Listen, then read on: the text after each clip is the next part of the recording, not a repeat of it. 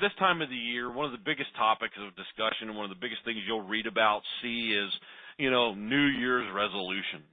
I get kind of beat down by New Year's resolutions because a lot of times we talk about them, we like to go through with them, but we don't really, after a couple months, well, where am I? What happened with my New Year's resolution? Well, when the New Year's is, typically upon us, we start talking about what we want to do, what do we want to improve on.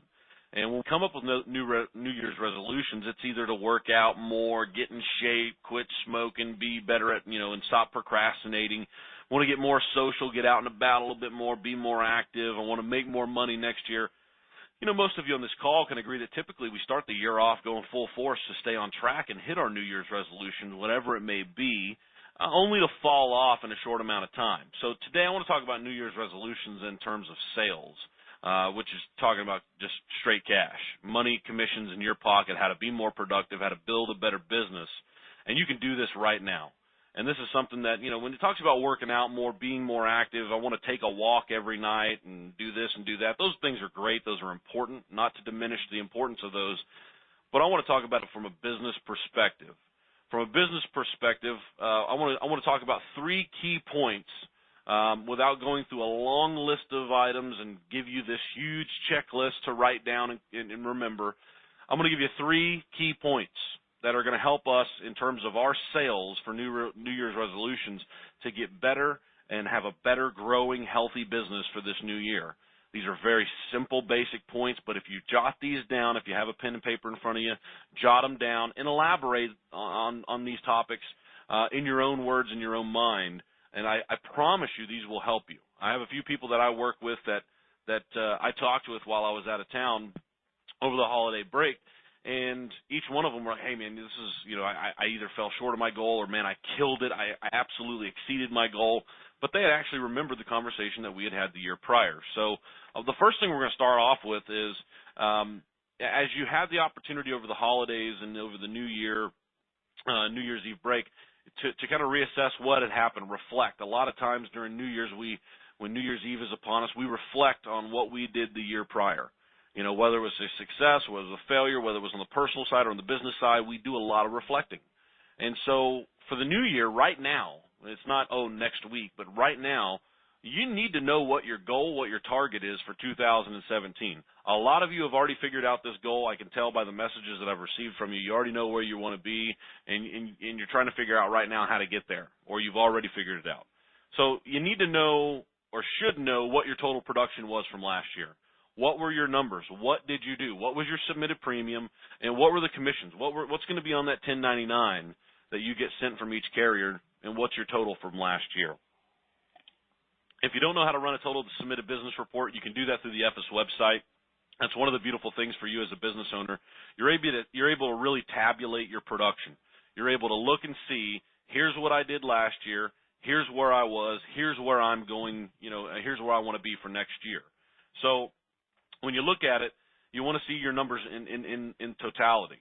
We will not be shooting to hit this number again. I want to make that clear. We're not going to, even if you had a really good year, I don't want to do what we did last year. I want to beat what I did last year, and I want to improve upon it regardless of the percentage.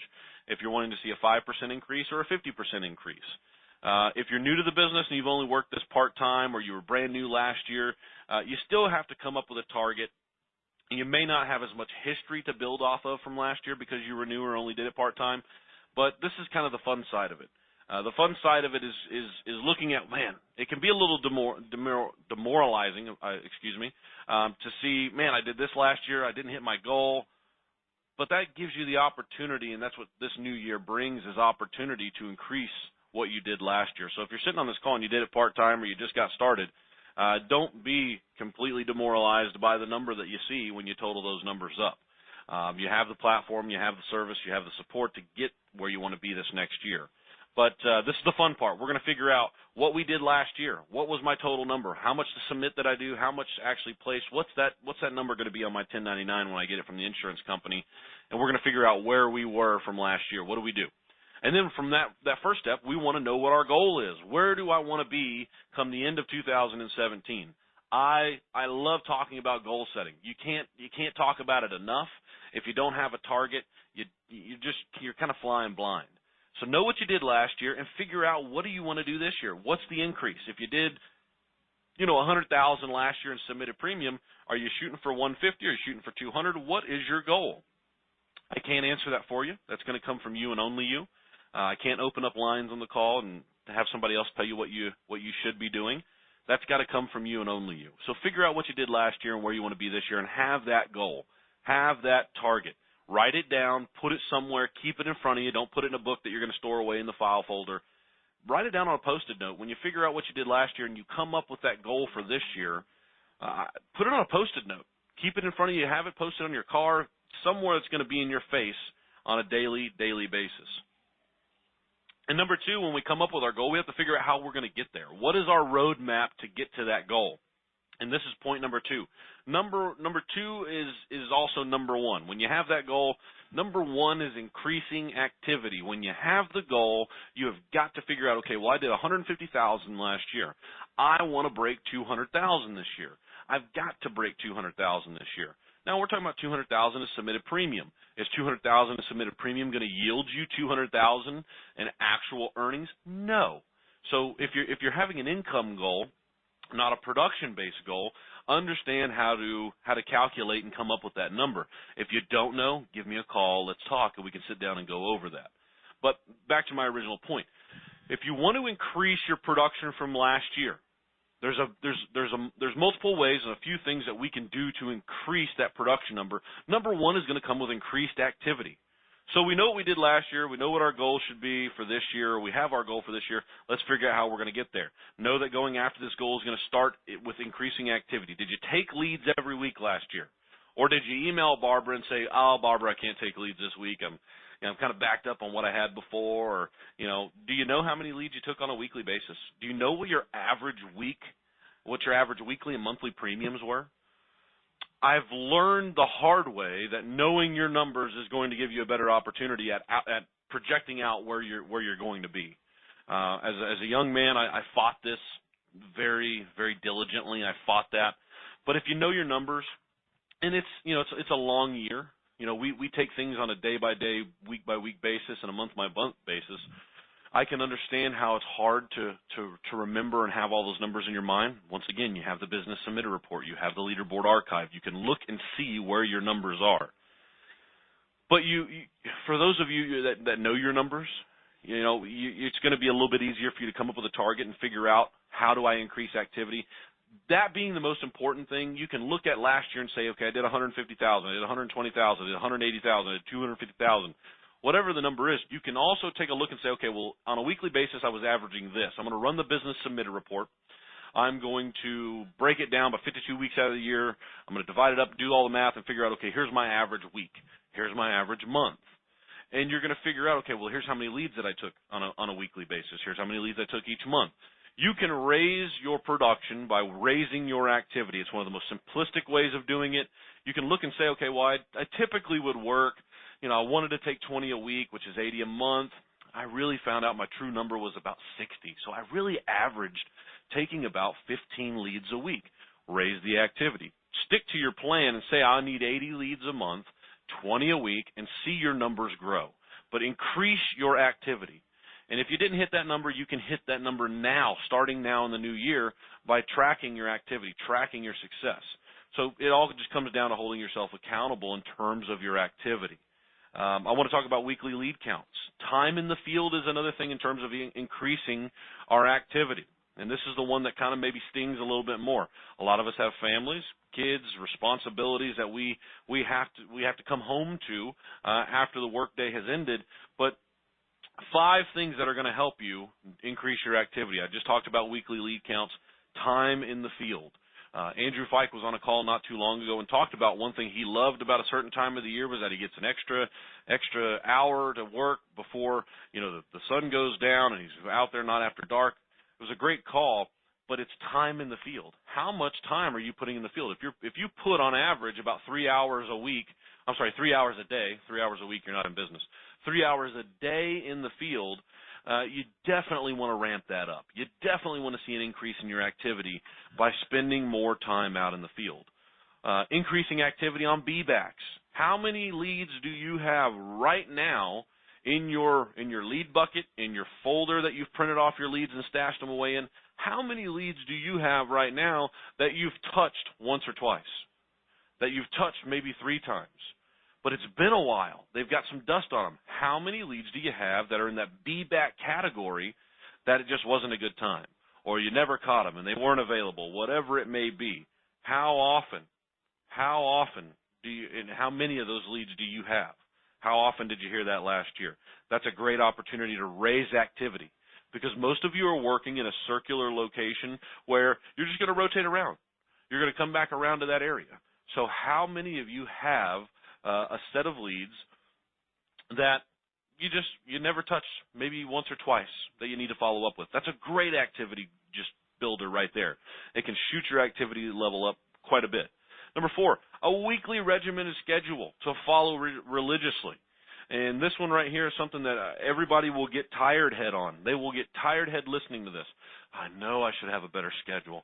I know that I said that last year I wanted to have a better schedule. I just didn't follow it. If you can fix a few things in your activity when it comes to your schedule, I think your schedule is going to be one of the biggest. One of the absolute biggest things you can focus on this year. If you want to be more active, following up on your B-backs, spending more time in the field, I think, is number 1. How much time, how often is your open light blinking, as we've talked about before as a business owner. But having a schedule. If you are currently right now working as a producer in the insurance business, you decide to get in business for yourself, not be an employee somewhere, be an entrepreneur, and you don't have a schedule, that's one of the first things I would fix. You need to know, am I out Monday, Tuesday, Wednesday, Thursday, Friday is my office day? Am I out Tuesday, Wednesday, Thursday, Friday, and Monday is my office day? Have a schedule. It will help eliminate a lot of the hysteria and the craziness that will come along in this business, and it will help you not get stuck in what some will call, I've heard it called, quicksand, where you're out there rocking and rolling, you're writing business. Oh, I'm gonna finish this one when I get home. I got to write this one down. I got this on the application. I got to finish up, and then boom, you've got a pile of things that you just never finished.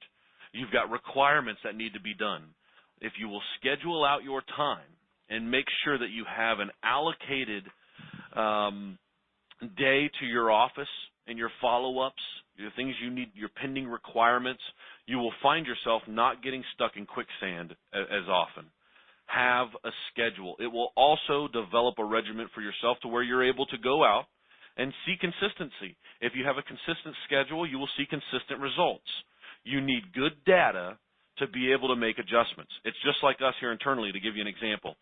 If I go and I say, look, I have all of these producers that we work with that we need to mail for, but I don't have my designated day to sit with my team and have my mail meeting, and we just do it as a shotgun blast whenever we want, off the cuff, don't know when we're going to do it, your mail's not going to go out on when it should. I'm not going to know when to tell you, hey, based off of what we're seeing here, this is when we should expect it back, or we're expecting this many back. You need good data, and having good data comes with consistency and having a schedule. One of the most important things, I will be redundant on this point, have a schedule. Have a schedule. You will deviate from it at certain times because life happens. Things come up. Your wife gets sick.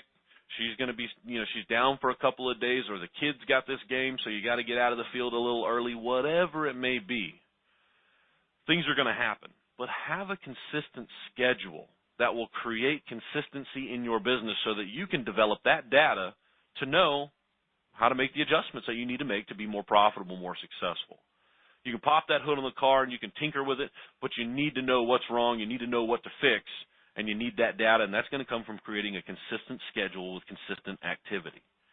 So once again, whether it's weekly lead counts, time in the field, following up with leads and people that you just never got in touch with, you made contact with, it wasn't a good time, whatever it may be, following up on your B-backs. Weekly regimented schedule that I just talked about. And then number 5 on bullet point number 2, become obsessed with your business this year. And I'm not going to preach at you.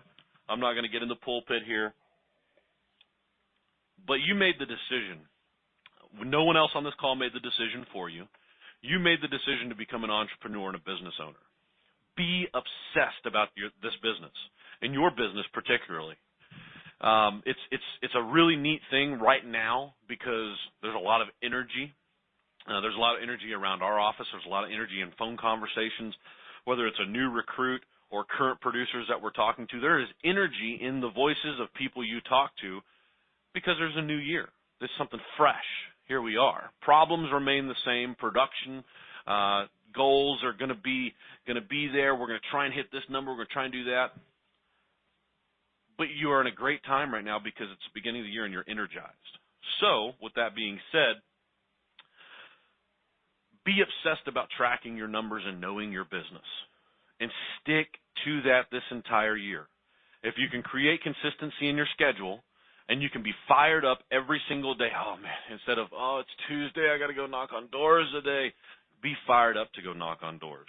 There is new blood right now working with current producers that have been with EFES for quite some time. You're going to hear some of these names on the next national call.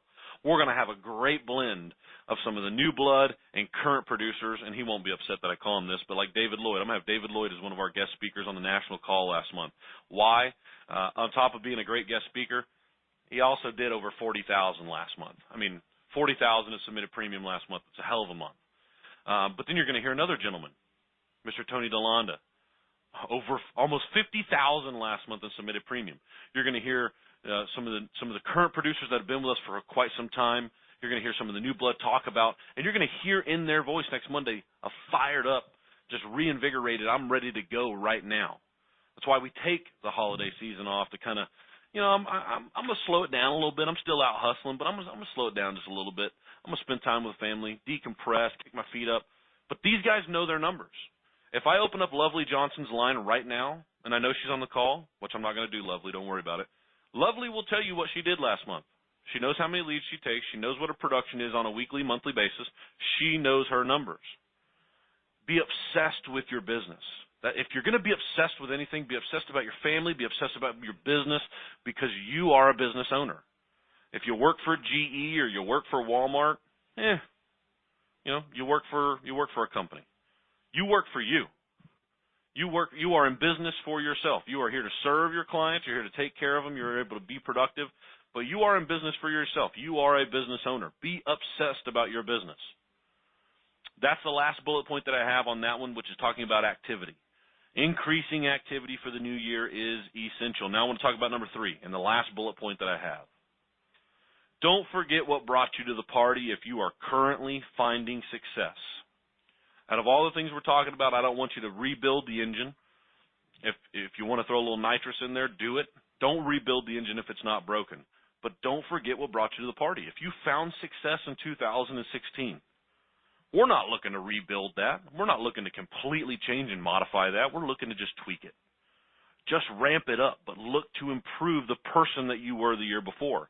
If you're a newborn baby in this business and you just got started this year or you got started at the end of last year and you don't really have a lot of history or data accumulated because you're brand new or you did it part-time, that's okay. There's nothing wrong with that. We want to improve on what we did last year for the current producers. We want to raise the bar, and we want to take it to the next level. And some of you may be saying, I don't know how I can do that. I want to pull my hair out from having to go out and see people all the time like I did last year. That's the business we're in. It's an activity-based business. It is a people business. It is a business of service, as David Lloyd talks about. Be in business and be obsessed with your business and look to improve in 2017. And how do we do that? We're going to kill off right now what our weaknesses are. We will kill our weaknesses that slowed us down and did not allow us to maximize what we did in 2016. You may have had a great year. I did over 200,000 last year. Chase, what are you talking about? That's great. I'm fired up for you and with you. How do we get you to 300,000? Chase, there's not enough hours in the day. There are. But we're going to kill off the weaknesses. We're going to kill off the things that slow you down. Are you bad at following up? Are you bad at working a lead until the lead is dead? Are you someone who's waiting for a sale to just come fall on your face? Are you not going out and getting it?